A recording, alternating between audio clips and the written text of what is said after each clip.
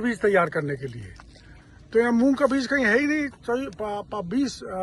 20 बीघा में इसको प्रोग्राम मिला था, यहाँ मूंग का बीज उगाया नहीं गया। ये चौथा मैं जगह देख रहा हूँ। यही तो घपला चल रहा है सर। ये घपला ही देखने आया हूँ मैं। आप जैसे मंत्री हो ना तो ये देश का सुधार हो जाए जी। सुधार दो। अरे पीछे आ जा टाबर, पीछे हट जा।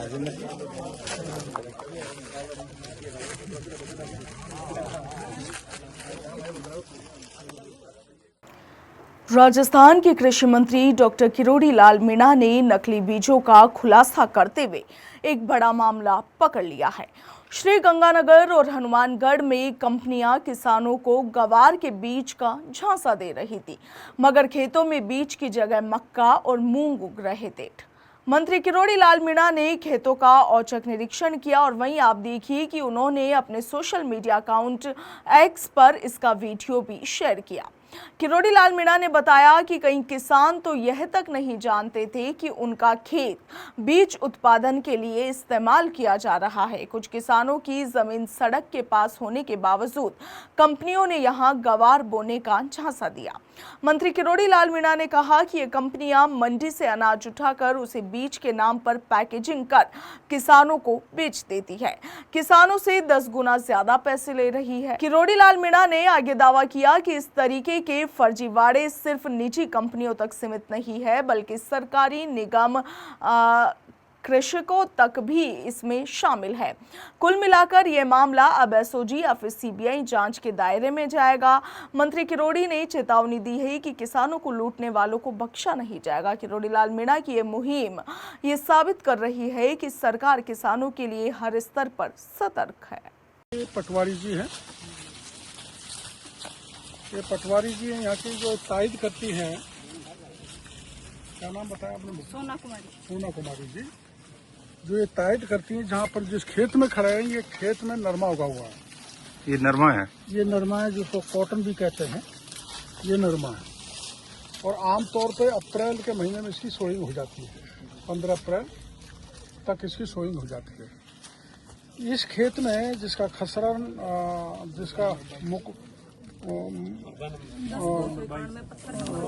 इसका मुरबा नंबर 22 है और पत्थर नंबर है 10,291 इस खेत का।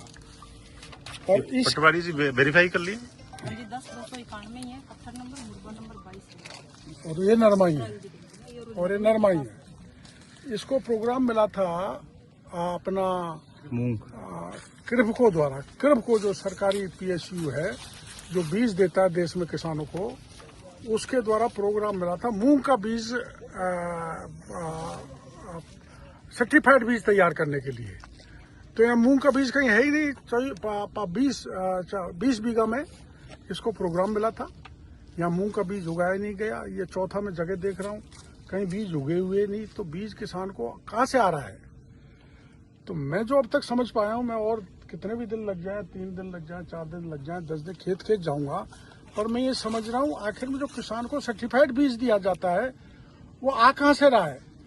तो मेरी समझ में ये जो किसान मंडी में इस तो ले जाता है, बेचता है, उसमें से ही जो ये बीज व्यापारी हैं, जो बीज का धंधा करते हैं, उसको खरीद के ग्रेडिंग करके पैक करके 10 गुने भाव में बेच देते हैं। जैसे ग्वार है 50 रुपए किलो है, उसको 600 रुपए किलो में बीज के नाम पे बेचेंगे।